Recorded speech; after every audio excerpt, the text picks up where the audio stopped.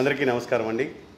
తిరుమల శ్రీవారికి సంబంధించినటువంటి pink diamond కేసుని ఎలాగైనా సరే క్లోజ్ చేయాలి అన్నటువంటి తపన, అత్యుత్సాహం టీటీడీ ఉన్నతాధికారుల్లో, టీటీడీ ధర్మకర్తల మండలిలో స్పష్టంగా కనబడుతూ ఉందండి.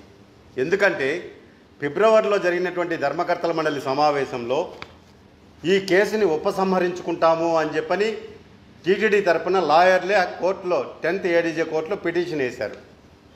ఆ తర్వాత ఇప్పుడు ఈరోజు వాయిదా ఉండిందండి. ఈ వాయిదాలో అసలు కేసుని మళ్ళా కొనసాగిస్తామని చెప్పని వేశారు.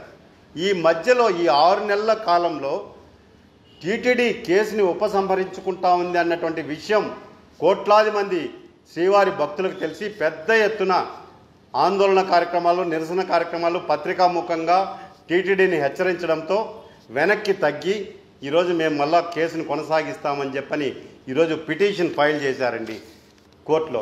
నిజంగా ఎంత దారుణం అండి. టీటీడీ అతి పెద్ద హిందూ ధార్మిక సంస్థ అండి. ఒక కేసు వేసే ముందు పూర్వాపరాలన్నీ కూడా ఆలోచించి అధికారులు నిర్ణయం తీసుకోవాలి. IAS అధికారులు ఉంటారు, ఎంతో అనుభవం కలిగినటువంటి అధికారులు. అలాంటి అధికారులు కూడా ఈరోజు ప్రభుత్వాలు మారుతూ ఉంటాయండి. ఏ ప్రభుత్వం వచ్చినా వెంకటేశ్వర స్వామి జోలికి వస్తే మాత్రం అది చాలా తప్పు అవుతుంది. ఆ రోజున్నటువంటి ప్రభుత్వము పింక్ డైమండ్ తీసుకెళ్ళిపోయిందని చెప్పి విమర్శలు చేశారు విజయసాయిరెడ్డి గారు, రమణ దీక్షితులు గారు. వారి మీద అప్పుడున్నటువంటి ప్రభుత్వం కేసు పెట్టింది. స్వామివారికి పరువు నష్టం 200 కోట్లు జరిగిందని చెప్పి 2 కోట్లు తీసుకుపోయి కోర్టులో ఫీజు కింద కట్టేశారు. ఈరోజు ప్రభుత్వం మారింది.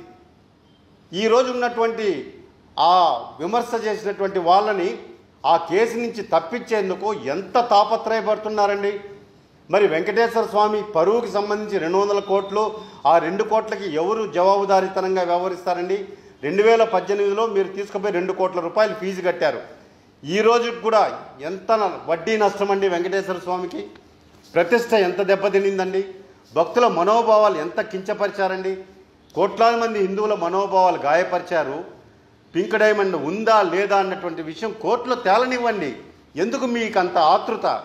ఎవరిని కాపాడాలని చెప్పి ఈ విధంగా మీరు కోర్టులో కేసును కొనసాగిస్తామంటారు, కోర్టులో కేసును ఉపసంహరించుకుంటామని మీరే ప్రకటిస్తారు.